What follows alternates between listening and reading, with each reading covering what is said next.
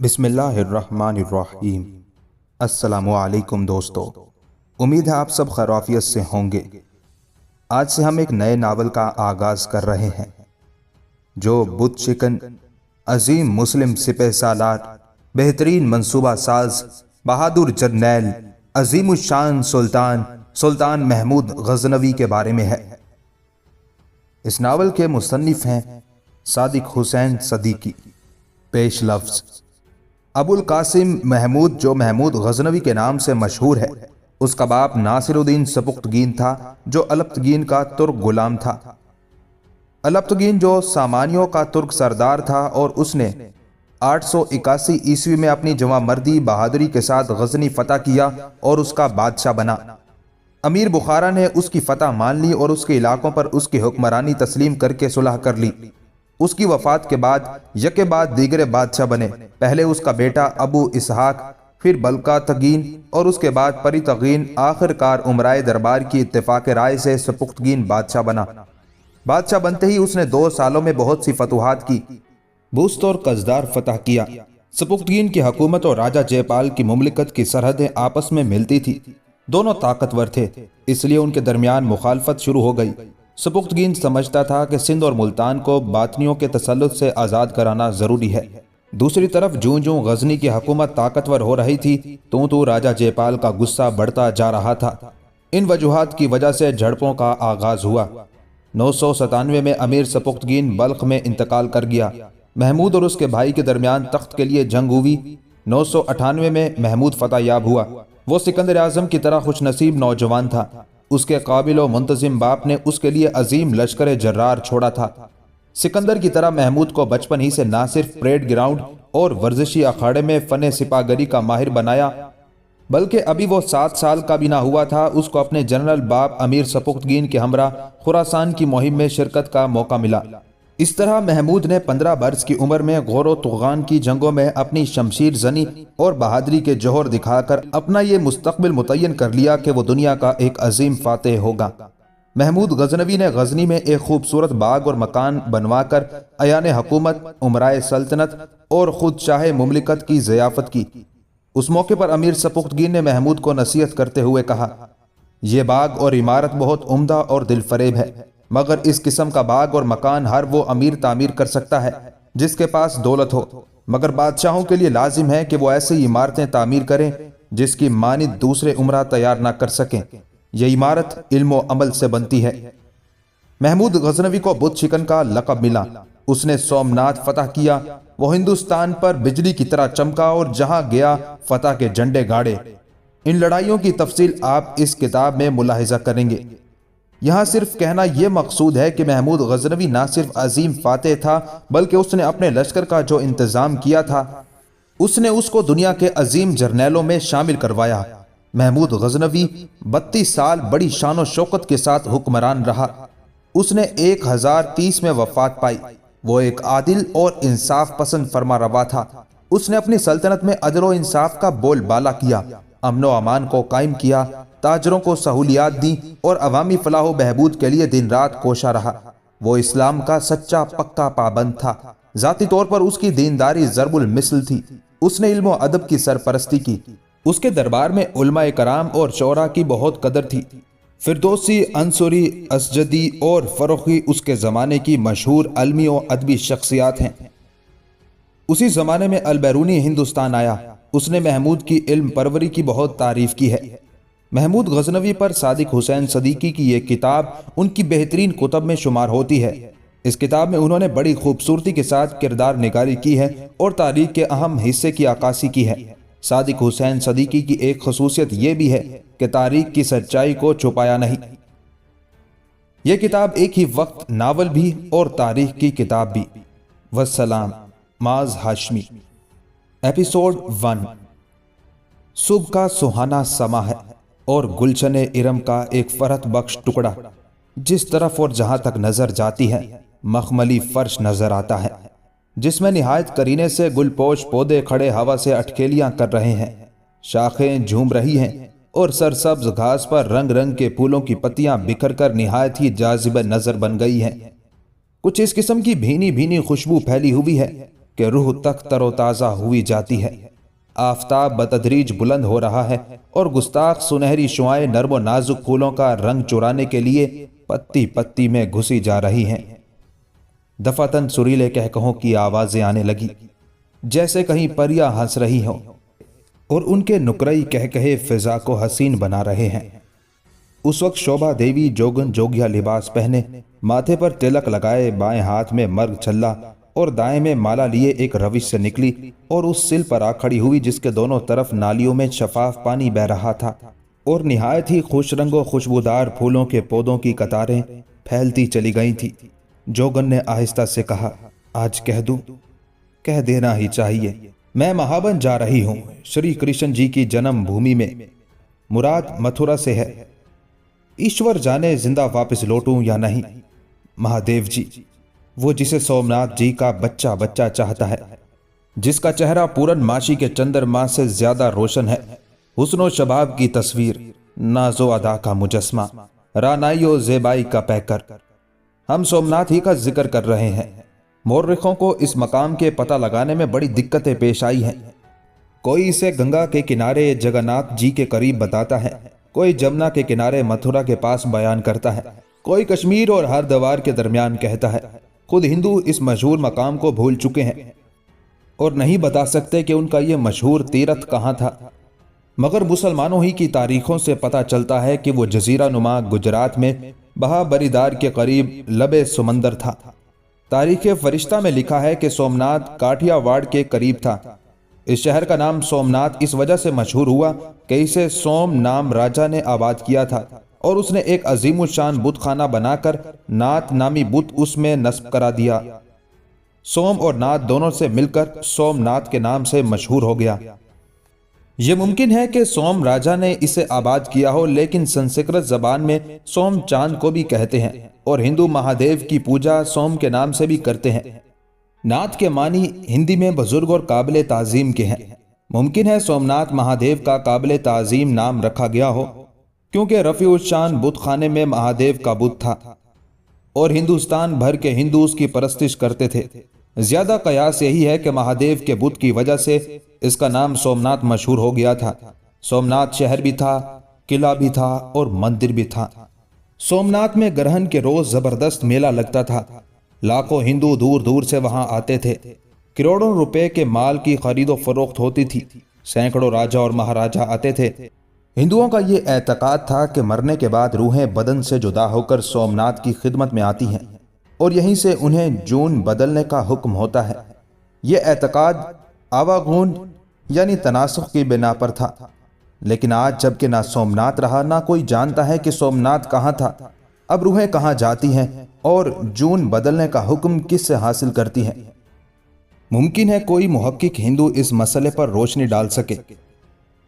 इन खुदा के बंदों की समझ में ये सीधी सी बात नहीं आती कि आवागौन ख्याली मसला है। जो रूहें एक मर्तबा इंसानी पैकर में आकर मरने के बाद निकल गईं, ना वो भटकती फिरती हैं, ना दूसरे जून में जाती हैं, बल्कि क़यामत के इंतज़ार में मकामात एलिजीन और सिज्जीन में जमा होती रहती हैं और उन्हें रोज़े हशर उनके आमाल की जजा और सज़ा मिलेगी। सोमनाथ का इस कदर एहतराम किया जाता था कि जब कोई राजा उसकी ज़ियारत के लिए जाता था तो मीलों और मंजिलों से पैदल हो लेता था। सोमनाथ के हर बशिंदे की हर हिंदू ताज़ीम करता था और वहाँ के राजा को अधिराज माना जाता था। मजहबी तौर पर उसकी अजमत मजहबी पेशवाओं से बढ़कर की जाती थी। गर्ज ये कि हिंदुस्तान भर के हिंदुओं के दिलों में उसकी अजमत व इज्जत, अदब व एहतराम और मोहब्बत व वुक्कत थी। जोगन खड़ी हो गई और एक तरफ टिकटिकी लगाकर देखने लगी। थोड़ी ही देर में चंद नौखेज हूरवश लड़कियां दरख्तों की कतारों में से नमूदार हुई। वो सब सफेद साड़ियों में मलबूस थी, निहायत हसीन और जमील थी। उनके चेहरे उफक में सितारों की तरह चमक रहे थे, लेकिन उन सितारों के झुरमुट में एक चांद भी नजर आ रहा था। तमाम लड़कियां हद दर्जे शोखो शंग थी। उनका उज्व उज्व मुतहरिक था। वो हंस हंस कर बिजलियां गिराती, रफ्तारे नाज से सब्जे को पामाल करती और फूलों पर दस्ते शोख दराज करके उन्हें नोचती। अपनी रानाइयों से फिजा को हसीन बनाती चली आ रही थी। गोया हुस्न का सिलाब था जो उमड़ता चला आ रहा था। चमनजार का पत्ता पत्ता और जर्रा जर्रा चमक उठा था। जब उन लड़कियों की नजरें जोगन पर पड़ी तो सब मुअद्दब और खामोश होकर एहतराम भरी निगाहों से उसे देखने लगी और सब ने उसके करीब पहुंचकर उसके पैरों को छुआ। जोगन के दाहिने हाथ में खूबसूरत माला थी। उसने हाथ उठाकर आशीर्वाद दी। जोगन ने कहा, स्नान कर आई तुम? चंद लड़कियों ने जवाब दिया, जी हाँ माता जी। जोगन, मैं राजकुमारी से कुछ कहना चाहती हूं। उन लड़कियों में सोमनाथ के राजा की हूरवश बेटी चंद्रमोहनी भी थी। चंद्रमोहनी निहायत ही हसीनो जमील थी। गोल चेहरा, कुशादा पेशानी, लंबी मोटी और गजाली आंखें, सुतवा नाक, मौजू लब, उस पर खिलता हुआ गोरा रंग और उसमें शबाब की सुर्खी की झलक गजब की दिलकश सूरत थी। निहायत शर्मीली, बड़ी भोली, ऐसी मासूम के असबियत से कोसों दूर। जोगन, एक बात मैं मुद्दतों से छुपाए हुए हूं। उस वक्त से जब राजकुमारी तुम घुटनों चलने लगी थी। चंद्रमोहनी ने हैरत से जोगन की तरफ देखकर पूछा, ऐसी क्या बात है वो? क्या कुछ मुझसे ताल्लुक रखती है? जोगन ने उसके गुलफाम रुखसारों को देखते हुए कहा, हां, उसका ताल्लुक तुझसे ही है, मगर मुझे मना कर दिया गया है। मुझसे बड़ा भारी वचन लिया गया है। चंद्रमोहनी को और हैरत हुई। उसने दरियाफ्त किया, किसने तुमसे वचन लिया था? जोगन, उन्होंने जिनसे तुम्हारे राज का ताल्लुक है। मेरा राज? चंद्रमोहनी ने चौंक कर हैरत भरे लहजे में पूछा। जोगन, हां, तुम्हारा राज राजकुमारी।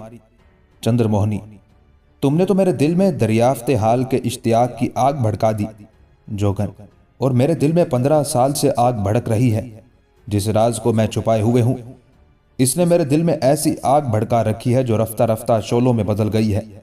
मैं अब भी जबान से ना निकाल सकती। लेकिन अब मैं मथुरा जी जा रही हूं। मालूम नहीं कि जिंदा वापस लौटूं या वहीं मट्टी ठिकाने लग जाए, इसलिए कहने पर आमादा हो गई हूं। चंद्रमोहनी, बड़ी कृपा होगी, कह डालिए फिर। जोगन, लेकिन सोचती हूं विश्वासघात होगी।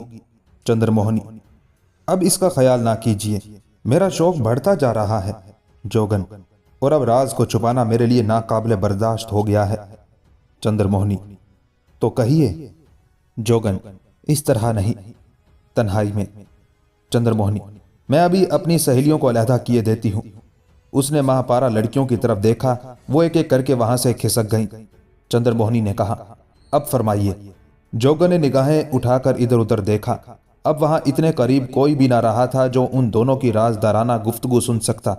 उसने सरगोशी के लहजे में कहा, इस राज को छुपाने के लिए मैं खुद भी मजबूर थी। इंकिशाफ राज से ना सिर्फ मेरी जान का खतरा था, बल्कि तेरे लिए भी बुराई का एहतिमाल था। मगर अब चाहती हूं कि तुझ पर जाहिर कर दूं, लेकिन कबल इसके कि मैं राज जाहिर करूं, तू एक इकरार कर के इसे किसी पर जाहिर ना करेगी। चंद्रमोहनी, इकरार करती हूं। जोगन, बात यह है कि अगर तूने जाहिर कर दिया तो मेरी जान जाती रहेगी और तुझे भी नुकसान पहुंच जाएगा। चंद्रमोहनी, इत्मीनान रखिए, मैं हरगिज जाहिर ना करूंगी। जोगन, कम से कम उस वक्त तक जाहिर ना करना जब तक मैं मथुरा जी ना पहुंच जाऊं। चंद्रमोहनी, मैं वादा करती हूं। जोगन, सुन चंद्रमोहनी, तू राजकुमारी नहीं है। चंद्रमोहनी चौंक कर उछल पड़ी। उसने कहा, मैं राजकुमारी नहीं? फिर कौन हूं? जोगन, रंज ना कर, तू राजकुमारी ही रहेगी। ताज्जुब अलबत्ता जरूर होगा। मैं मुफस्सल सुनाती हूं। अभी जोगन का फिक्रा खत्म ना हुआ था कि शोर हुआ, महारानी आ गईं। उन दोनों ने निगाहें उठाकर देखा। दूर से बहुत सी औरतें आ रही थी। जोगन ने जल्दी से कहा, अब मौका नहीं रहा, फिर बताऊंगी। हंसी खुशी अपनी माता जी से मिल, कहीं उन्हें कोई शक ना हो, वरना मेरी जिंदगी खतरे में है। मैं जा रही हूं। यह कहते ही वो चली गई और चंद्रमोहनी उसे देखती रह गई। चंद्रमोहनी ने जब से जोगन से यह सुना था कि वो राजकुमारी नहीं है, उसके दिल में एक खलिश पैदा हो गई। वो रह रहकर सोचती थी कि जब वो राजकुमारी नहीं है तो कौन है, किसकी बेटी है? राजा और रानी ने उसे क्यों परवरिश किया? क्या उन्हें मालूम नहीं कि मैं उनकी बेटी नहीं हूं, या मालूम है और वो भी इस भेद को छुपाए हुए हैं? लेकिन अगर ऐसा है तो क्यों छुपा रहे हैं? इसमें उनकी क्या मसलहत है? वो खूब जानती थी कि उसकी परवरिश और पर्दाख्त राजकुमारी की तरह हुई है। रानी उससे बेटी ही जैसा सलूक करती है। राजा बेटी की तरह चाहता है। राजकुमारी की तरह रियाया ताज़ीम करती है। दासियां और सहेलियां सब उसका अदब एहतराम करती हैं। कई रोज इस फिक्र तशवीश में गुजर गए, लेकिन ये मसला हल ना हुआ। रानी से उसे उसके मुतालिक कुछ पूछने की जुर्रत ना हुई। वो जोगन को अरसे से जानती थी। निहायत नेक और बाखुदा थी। उसका ज्यादा वक्त पूजा पाठ में गुजरता था। उसने कभी बात गलत ना कही थी। उसे ये इत्मीनान था कि किसी रोज जोगन खुद ही आकर इस राज का इंकशाफ कर देगी जिसने उसके दिल में अजब कशमकश पैदा कर दी है। लेकिन कई रोज से जोगन न आई थी, हालांकि वो उसके आने का रोजाना इंतजार करती थी। जोगन सोमनाथ के मंदिर में रहती थी। इसके अलावा और बहुत सी तारिकुल दुनिया औरतें रहती थी। ऐसी औरतों की तादाद 150 या 200 थी, लेकिन उन सब में इस जोगन को इम्तियाज खसूसी हासिल था। उसका नाम तो कुछ और था, लेकिन सब शोभा देवी कहते थे। तमाम जोगने और सारे साधु उसकी इज्जत करते और कसरत इबादत की वजह से उसकी अजमत के कायल थे। सोमनाथ के मंदिर में तकरीबन 100 दासियां थीं। ये दासियां नौखेज और हसीनो जमील 15 साल से लेकर 20 साल की उम्र तक की लड़कियां थीं। आम महफिलों में नाचती गाती ना थी, बल्कि सोमनाथ के मंदिर से वाबस्ता थी और पूजा के वक्त बुद्ध के सामने रोजाना नाचना गाना इनके फराइज में दाखिल था। ये लड़कियां ज्यादातर अमीरों, रईसों और बड़े खानदानों की होती थी। अक्सर घराने पहलोटी लड़कियों को मंदिर की नजर कर देते थे और मंदिर का महापुजारी उन्हें नाच गाने की मशक कराता। जब वो उस फन में माहिर हो जाती तो उन्हें दासियों के जुमरे में दाखिल कर लिया जाता। दासियां बनना मायूब ना था, बल्कि उनकी बड़ी इज्जत व वक़्त की जाती। अदना वाला, राजा महाराजा, साधु पुजारी, जोगी जोगने सब उनका एहतराम करते थे। उनकी कैफियत वही थी जैसी ईसाइयों में गिरजाओं के अंदर ननों की होती है। दरअसल दासियां उस बुद्ध की बेटियां कहलाती थी जिस बुद्ध के नाम के मंदिर में वो रहकर परवरिश पाती थी। हमारा मतलब यह है कि करीब करीब हर मंदिर में दासियां सोमनाथ की बेटियां कहलाती थी। इसमें शक नहीं कि उस वक्त जब सतयुग का जमाना कहलाता था, इन दासियों को सब अपनी माताएं समझा करते थे। वो सारी उम्र कंवारी रहती थी। दासियां बनने के बाद उनकी शादियां मजहबी कानून की रोज से ना हो सकती थी। उन पर भी जवानी दीवानी का दौर आता था। शबाब उनके दिलों में भी तलातुम पैदा करता था। ख्वाहिशात उन पर भी तारी होती थी। लेकिन एक तो वो खुद ये समझती थी कि वो बुद्ध की बेटियां और तमाम मर्दों और औरतों की माएँ हैं। दूसरे सारे मर्द भी यही समझते थे कि वो काबिल एहतराम माताएं हैं। अगर उन्हें बुरी निगाहों से देखा भी तो बुद्ध का कहरो गजब उन्हें जलाकर खाक कर देगा। इसलिए ना कोई उन पर बदनजर डालता था, ना वो किसी पर माइल होती थी। लेकिन जूं जूं जमाना गुजरता गया और बकौल हिंदुओं के कल युग का दौर शुरू हुआ, लोगों के दिलों से बुतों की अजमत दूर होती गई। गुमराही फैलने लगी, अयाशियां बढ़ गई। हिंदुस्तान गुनाह में डूब गया और दासियों की हालत आम तवाइफों की तरह हो गई।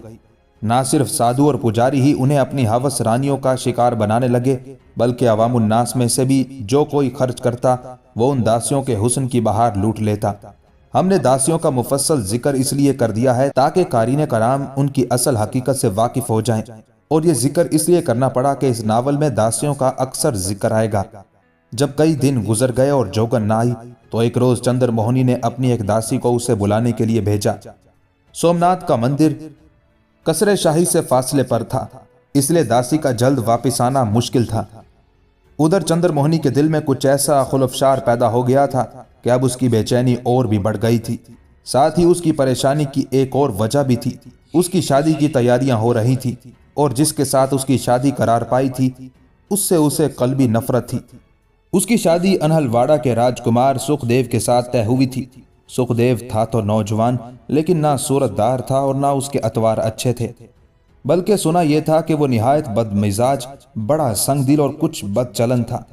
अगरचे उसके साथ शादी के लिए बड़े बड़े मशहूर राजकुमारों ने पैगाम दिया था, लेकिन उस वक्त राजा महाराजा मुल्की हालात की बिना पर ऐसे राजकुमारों से अपनी लड़कियां ब्याया करते थे जिससे उनकी सल्तनत को किसी किस्म का ज़ौफ और नुकसान ना पहुंचे, बल्कि और मुस्तहकम हो जाए। ख्वाह राजकुमारियां उस रिश्ते को पसंद करें या ना करें, और उनकी आइंदा जिंदगी कैसी ही बुरी हालत में गुजरे, वो घुट घुट कर ही क्यों ना मर जाए। राजा अनहलवाड़ा की कुव्वत बहुत कुछ बड़ी हुई थी और अनहलवाड़ा सोमनाथ के करीब था। सोमनाथ के राजा को हर वक्त उसके हमलावर होने का अंदेशा रहता था। इसलिए उसने उस अंदेशे को दूर करने के लिए तजवीज सोची कि अपनी लड़की नलवाड़ा के राजकुमार को दे दे, ताकि उसकी तरफ से हमले का अंदेशा ना रहे। हिंदुस्तान के राजा हमेशा आपस में लड़ते चले आए हैं। ताकतवर कमजोर को हजम कर लेता था। कमजोर राजा अपनी बहनों और बेटियों की शादी उन ताकतवर राजाओं से कर कर अपनी सल्तनत को दुश्मनों से बचाने की कोशिश किया करते थे। राजाओं का यह दस्तूर हमेशा से चला आया है। चुनाचे जब मुसलमान बादशाह हिंदुस्तान में आए तो राजाओं ने अपनी खुशी से उन्हें भी अपनी बेटियां देनी शुरू कर दी, और इस तरह उन्होंने मुसलमान बादशाहों को अपना बनाकर अपनी सल्तनतें भी बचा ली। चंद्रमोहनी चाहती थी कि मुंह फाड़ कर ये साफ कह दे कि उसे यह रिश्ता मंजूर नहीं है, लेकिन शर्म जबान ना खोलने देती थी। वो अंदर ही अंदर घुट रही थी। जब दासी की वापसी में देर हुई तो वो दिल बहलाने के लिए बालाखाना पर चढ़ गई। अक्सर वो सैर करने के लिए सबसे ऊपर की छत पर चली जाया करती थी। शाम का वक्त था। आफताब मगरिब की तरफ बढ़ता चला जा रहा था। रो पहली शुआएं सुनहरी हो गई थी और हर चीज पर तिलाए गाजा बखेर रही थी। चंद्रमोहनी ने जब जनूब की तरफ देखा तो समंदर का नीलगू पानी हद निगाह तक फैला नजर आया। उस महल के जनूब में समंदर था और उसकी फलक शिकवा लहरें कसरे शाही की दीवार के पुश्ता से आकर टकराती थी। एक तरफ दूर बहुत सी छोटी कश्तियां लबे साहिल पड़ी थी और करीब ही किनारे पर मल्लाहों के मकानात थे जिनमें से धुआं उठ रहा था। ये तमाम मल्लाह राजा के मुलाजिम थे और सारी कश्तियां सरकारी थी। अक्सर राजा और उसके मुशीर इन कश्तियों में बैठकर मछलियों का शिकार खेला करते या तफरीह किया करते थे। लेकिन ये कश्तियां सिर्फ इन्हीं कामों के लिए ना थी, बल्कि राजा ने दूरअंदेशी के ख्याल से इसलिए भी इन्हें रखा हुआ था कि अगर किसी वक्त कोई ताकतवर दुश्मन हमला करके किला फतह कर ले तो वह माँ अपने अहलो अयाल के इनमें सवार होकर कहीं दूर समंदर के किसी जजीरे में चला जाए। कुछ देर समंदर का नजारा करने के बाद वो दूसरी तरफ मतवज्जे हुई। उस तरफ बहुत दूर सोमनाथ का आलीशान मंदिर था जो छोटा सा किला मालूम होता था। मंदिर का सफेद मखरूती मीनार चमक रहा था और उसका सुनहरी कलश आफताब की सुनहरी शुआएं पड़ने से जगमगा रहा था। यही वो समंदर था जिसकी इज्जत और अजमत हिंदुओं के दिलों में थी और हिंद के गोशा गोशा से लोग इसके ज़ियारत करने के लिए आते रहते थे। अभी चंद्रमोहनी उस तरफ देख ही रही थी कि दासी आ गई। चंद्रमोहनी ने उसकी तरफ देखकर दरियाफ्त किया, क्या जोगन माता आई? दासी ने जवाब दिया, नहीं राजकुमारी जी। मालूम हुआ कि वो कई रोज हुए मथुरा चली गई। चंद्रमोहनी को बड़ा अफसोस हुआ। राज राज ही रह गया। उसके दिल में जो कांटा खटक रहा था वो ना निकल सका। अगर वो मर गई या यहां ना आई तो उसका राज भी उसके साथ ही गया। इससे उसे बड़ी उलझन हुई। कुछ देर वो बहरे गौर फिक्र में गर्क रही। थोड़ी देर के बाद खुद ही बोली, यकीन है गुरुजी महाराज को जरूर उसके मुतालिक कुछ मालूम होगा। माता जी से इजाजत लेकर उनकी खिदमत में जाऊंगी। ये सोचकर वो नीचे उतर आई और उसी वक्त रानी की खिदमत में हाजिर होकर गुरुजी के पास जाने की इजाजत तलब की। रानी ने बिला किसी हुज्जत के इजाजत दे दी। वो अपने कमरे में वापस आ गई और फिर अपने ख्यालात में खो गई। चंद्रमोहनी के गुरुजी सोमनाथ से 8-10 मील के फासले पर शुमाली जंगलों में रहते थे। उनका नाम धर्मपाल था। उन्होंने ही चंद्रमोहनी को भाषा और संस्कृत पढ़ाई थी। वो राजकुमारी को बेटी से ज्यादा चाहते थे। चंद्रमोहनी भी बाप से ज्यादा मोहब्बत और उनकी इज्जत करती थी। जब कभी उसे कोई मुश्किल आती थी वो गुरु के पास जाकर उसे रफा किया करती थी। धर्मपाल का अदब व एहतराम सोमनाथ का बच्चा बच्चा करता था। हर फर्द को उनसे अकीदत थी। अवामुन्नास उन्हें ईश्वर का भक्त, पहुंचा हुआ साधु और देवता स्वरूप समझते थे। दुश्मन औरतों और मर्दों के गिरोह उनके जाए कयाम पर जाते रहते थे। गर्ज ये है कि वो निहायत बुजुर्ग माने जाते थे। सोमनाथ का महापुजारी भी अक्सर उनकी खिदमत में हाजिर होता रहता था और राजा भी उन्हें बहुत कुछ मानता था। राजा और रियाया ने यह कोशिश की थी कि वो जंगलों में रहना छोड़ दें और खास मंदिर में आ रहें, लेकिन इस बात को उन्होंने मंजूर ना किया था। चंद्रमोहनी दूसरे रोज उनके पास जाने के लिए तैयार हुई। शाही रथ दरवाजे पर लगा। 10 कड़ियल राजपूत सवार जिलों में चलने के लिए आ गए। चंद्रमोहनी ने बेहतरीन रेशमी साड़ी पहनी, जवाहरात के चमकदार जेवरात पहने और सर पर खूबसूरत छोटा ताज रखा। इन चीजों से उसका हुस्न चहर चांद बढ़ गया। उसके रुखसार शफाफ आईने की तरह जगमगाने लगे। वो रथ में बैठ गई। दूसरी रथ में उसकी चंद सहेलियां बैठी और तीसरी रथ में चंद दासियां सवार हो गई।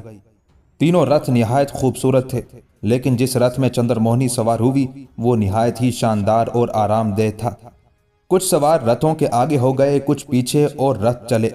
चूंकि उन रथों को अवामुन नास जानते थे, इसलिए जिस तरफ से राजकुमारी की सवारी गुजरती लोग नारे लगाने लगते, राजकुमारी की जय, राजकुमारी की जय, अन्नदाता की जय। चंद्रमोहनी सोचती, क्या मैं हकीकत में राजकुमारी हूं या लोग भी धोखे में पड़े हुए हैं।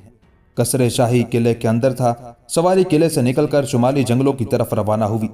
चंद्रमोहनी ने रथ के एक तरफ का पर्दा उठा दिया था और वो सब्जाजार खेतों का नजारा करती चली जा रही थी। आज आसमान पर अबर छाया हुआ था। आफताब बादलों के पीछे छुपा हुआ था। खुशगवार हवा के झोंके चल रहे थे। निहायत फरहत बख्श समा था। चंद्रमोहनी ने सवारी को आहिस्ता आहिस्ता चलने का हुक्म दिया और वो कदम कदम चलने लगे। आहिस्ता रवि की वजह से दोपहर तक उन्होंने 5 मील का फासला तय किया। उस वक्त घटा उमंड आई, हवा तेज हो गई, बादलों के गोल आने लगे। सवारों के ऑफिसर ने चंद्रमोहनी से आकर कहा, बारिश आने वाली है और करीब कहीं पनाह की जगह नजर नहीं आती। चंद्रमोहनी ने कहा, अब घोड़ों को तेज कर दो, करीब ही एक शिवाला है, अगर हम वहां तक पहुंच गए तो बारिश के तूफान से बच जाएंगे। अफसर, मेरा मुद्दा भी यही था। उसने रथबानों और सवारों को इशारा किया। उन्होंने घोड़ों की भागें उठाई और घोड़े फराटे भरते हुए चल निकले। लेकिन अभी सवारी ज्यादा दूर ना गई होगी कि बड़ी बड़ी बूंदें पड़ने लगी। हवा और भी तेज हो गई। दरख्तों की शाखों के टकराने और पत्तों के बजने से ऐसा शोर बुलंद हुआ जैसे तूफान आ गया हो। साथ ही बारिश जोर और शोर से शुरू हो गई। सवारों ने घोड़ों को और तेज किया। सामने एक शिवाला नजर आया। ये सब दौड़कर शिवाला के आलीशान फाटक में जाकर खड़े हुए। फाटक इतना वसी था कि उसमें तीनों रथ और सारे सवार समा गए। शिवाला के पुजारियों ने जब सवारों को देखा तो उनमें से कई पुजारी दौड़कर उनके पास ये मालूम करने के लिए आए कि वो कौन है और कहाँ जा रहे हैं। जब उन्हें मालूम हुआ कि राजकुमारी गुरुजी से मिलने जा रही हैं, तो उन्होंने राजकुमारी से शिवाला के अंदर चलने और वहां आराम से बैठने की इल्तिजा की। राजकुमारी ने मान लिया। रथें बढ़ाकर शिवाला के करीब लगा दी गई और सब दासियां और सहेलियां उतरी। चंद्रमोहनी भी उतरी और शिवाला में चली गई। शिवाला की इमारत निहायत वसी थी। एक कमरे में खादमाएं और दूसरे में चंद्रमोहनी और उसकी सहेलियां आराम से बैठ गईं। कुछ देर के बाद शिवाला का पुजारी हाजिर हुआ। उसने राजकुमारी और उसकी सहेलियों पर कुछ अजीब किस्म की निगाहें डाली और राजकुमारी से खाने के लिए दरियाफ्त किया। चंद्रमोहनी ने उसका शुक्रिया अदा करके खाना खाने से इनकार कर दिया। वो चला गया।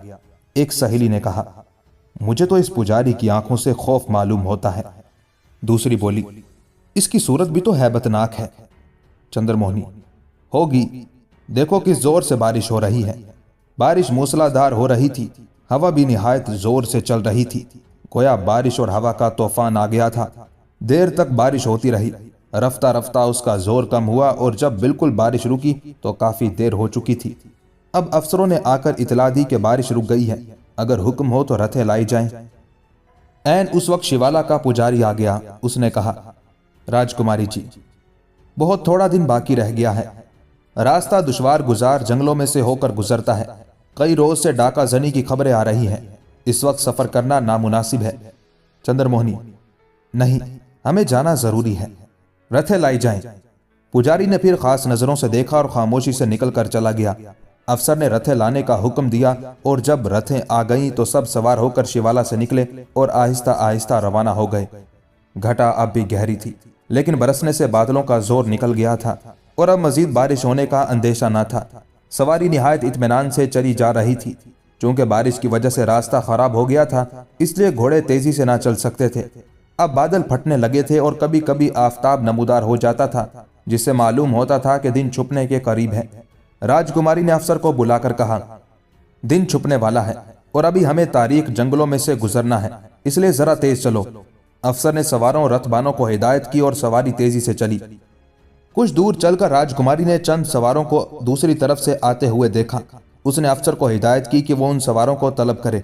चुनाचे अफसर ने उन्हें लाकर राजकुमारी के सामने पेश किया। सवारों ने दोनों हाथ जोड़कर और सजदे की शान से झुककर राजकुमारी को सलाम किया। चंद्रमोहनी ने दरियाफ्त किया, तुम कौन हो? एक सवार ने जवाब दिया, हम जासूस हैं। चंद्रमोहनी, कहां से आ रहे हो? जासूस, अजमेर शरीफ से। चंद्रमोहनी, क्या खबर लाए हो? जासूस, मलीक सुल्तान महमूद गजनवी फिर हिंदुस्तान पर हमलावर हुआ है। चंद्रमोहनी, क्या वो हिंदुस्तान में दाखिल हो गया? जासूस, जी हां। चंद्रमोहनी, कुछ मालूम हुआ कि अब उसका किस तरफ हमला करने का इरादा है? जासूस, ये मालूम नहीं हुआ। वो पेशावर से आगे बढ़ाया है। कोई नहीं जानता अब किस मुल्क पर टूट कर गिरेगा, लेकिन अफवाह है। चंद्रमोहनी: क्या अफवाह है? जासूस: उसका इरादा सोमनाथ पर हमला करने का है। चंद्रमोहनी के दिल पर चोट सी लगी। उसने कहा, उसका दिमाग चल गया है। सोमनाथ जी गजबनाक होकर उसे भस्म कर डालेंगे। अच्छा तुम जाओ। जासूस चले गए। राजकुमारी की सवारी आगे बढ़ी और ऐन दिन छुपे जंगल में दाखिल हुई। जंगल निहायत ही घना और तीराओ तार था। दरख्त एक दूसरे से मिले हुए खड़े थे। उनकी शाखें आपस में गुथ गई थी। डालों पर डाले चढ़ गए थे और पत्तों ने साइबान सा तन दिया था। रात तो रात, दिन में भी यहां अंधेरा ही फैला रहता था। आफताब की शुआएं जमीन तक ना पहुंचने पाती थी, बल्कि दरख्तों की शाखों और पत्तों ही में उलझ कर रह जाती थी। एक तो रात हो गई थी, दूसरे जंगल तारीख था, इसलिए इस दर्जा अंधेरा फैला हुआ था कि आंख को हाथ नजर न आता था। गालबन सवार मशलें तैयार करके लाए थे। उन्होंने मशलें रोशन करके हाथों में ली और आगे बढ़ना शुरू किया। चूंकि बारिश हो चुकी थी, इसलिए दरख्तों में से पानी छनकर हल्की हल्की बूंदों की तरह अब भी बरस रहा था। उस वक्त सफर करने में उन लोगों को बड़ी तकलीफ हो रही थी, और चूंकि चंद्रमोहनी और उसकी सहेलियों के सामने शिवाला के पुजारी ने बयान किया था कि इस जंगल में डाका जनी होने लगी है, इसलिए नाजाफरीन परी जमाल लड़कियों के दिल होले खा रहे थे। जरा से खटका होने पर उनके दिल धक से हो जाते थे और कलेजे उछलने लगते थे। उन्होंने थोड़ा ही सा फासला तय किया था कि पीछे की तरफ से घोड़ों के टापुओं की आवाज आई। लड़कियां दहल गईं, लेकिन अफसर के इस कहने से उन्हें तसल्ली हुई कि शायद महाराजा ने कुछ सवार और भेज दिए हैं। थोड़ी देर में सवार करीब आ गए। वो डांठे बांधे हुए थे। उन्होंने दूर से ही चिल्लाकर कहा, ठहर जाओ। अफसर और सवारों ने उनकी तरफ देखा और जब रोशनी में नजर आए तो अफसर ने कहा, ओह, ये तो डाकू मालूम होते हैं। इनका मुकाबला करने के लिए तैयार हो जाओ। डाकुओं का नाम सुनते ही नाजुक अंदाम लड़कियों की जान से निकल गई। अफसर ने तमाम सवारों को एक जगह जमा कर लिया और डाकुओं के करीब आने का इंतजार करने लगे। जो मशलें सवार लिए हुए थे, उनकी रोशनी बढ़े हुए अंधेरे को दूर करने की कोशिश तो कर रही थी, लेकिन वो इतनी नाकाफी थी कि दूर तो दूर, पास की चीज भी साफ नजर न आती थी। आने वाले सवार 10-12 थे। चूंकि वो डांठे बांधे हुए थे, इसलिए उनकी सूरतें तो नजर न आती थी, अलबत्ता उनकी शोलाबार आंखें जरूर चमक रही थी। उन्होंने शाही सवारी के सामने आकर पड़ा जमा लिया और उनमें से एक ने कहा, खैरियत चाहते हो तो हथियार डाल दो। अफसर ने कड़क कर कहा, जानते हो मेरा नाम खड़क सिंह है। बड़े बड़े सूरमा मेरा लोहा मानते हैं।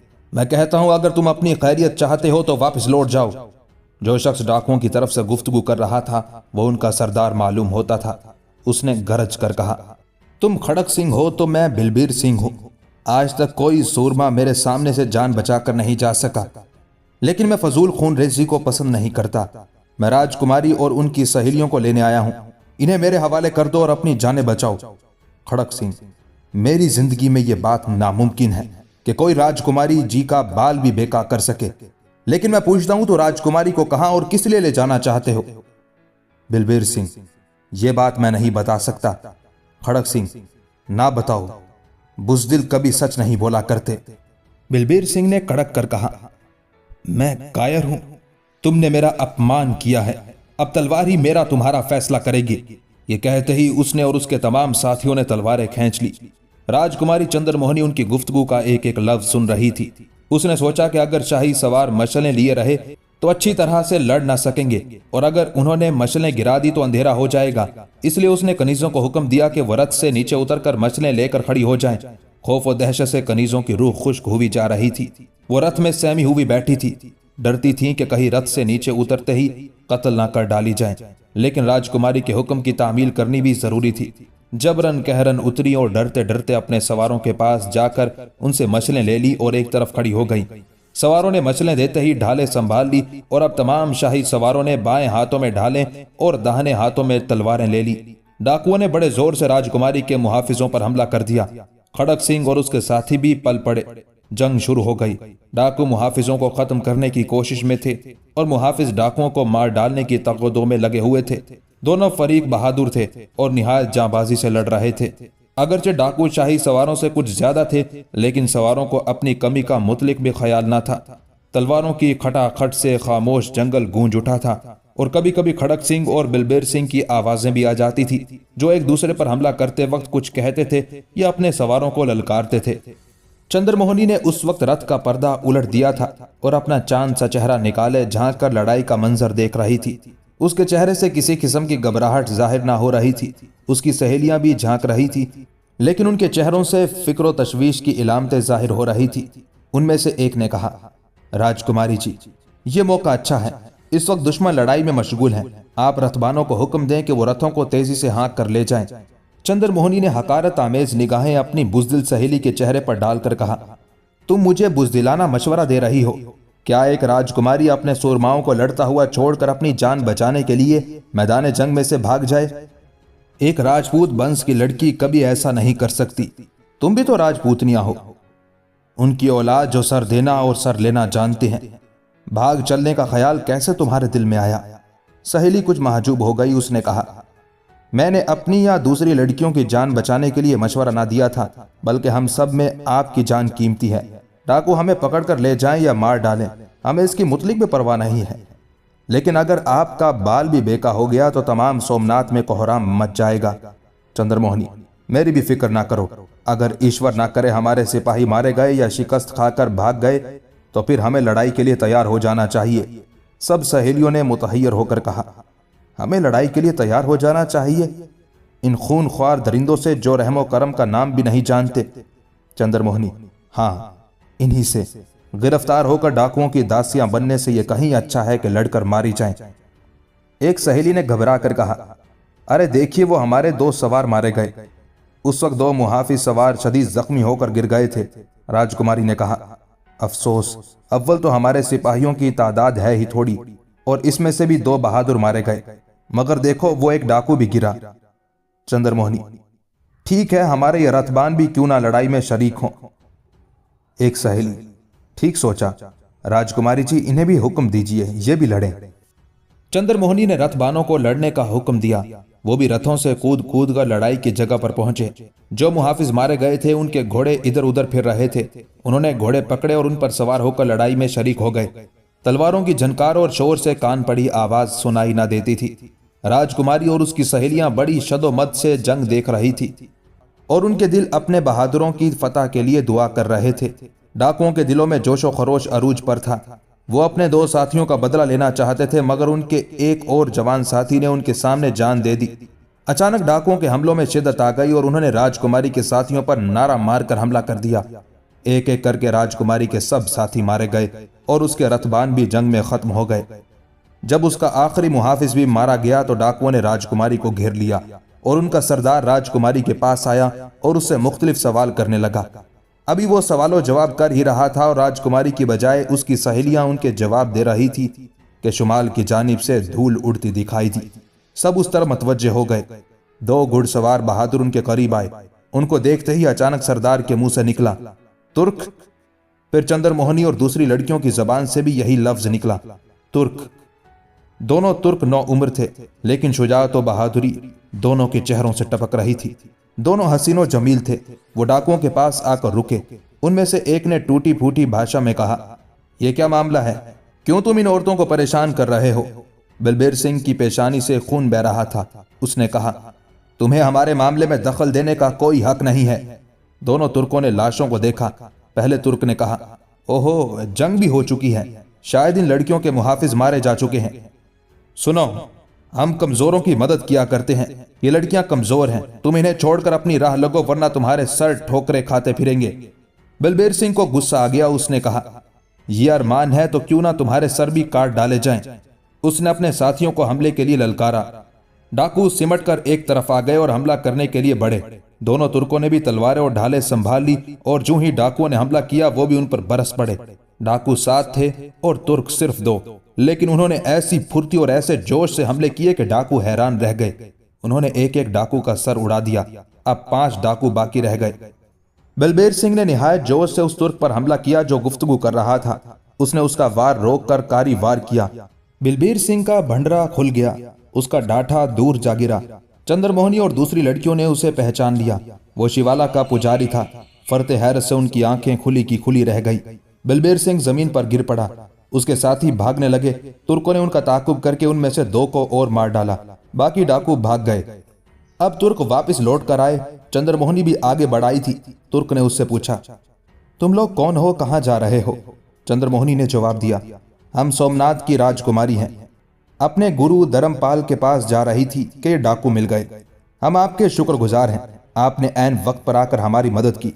धर्मपाल का नाम सुनकर दोनों तुर्क चौंक पड़े, लेकिन चंद्रमोहनी ने यह ना देखा। तुर्क ने कहा, चलिए आपको धर्मपाल की कुटिया तक पहुंचा दिया जाए। चंद्रमोहनी, लेकिन ये तो बताइए आप कौन हैं? तुर्क, मैं सुल्तान महमूद गजनवी के लश्कर का एक सिपाही हूं। चंद्रमोहनी को बड़ी हैरत हुई। उसने दरियाफ्त किया, आप यहां कैसे आए?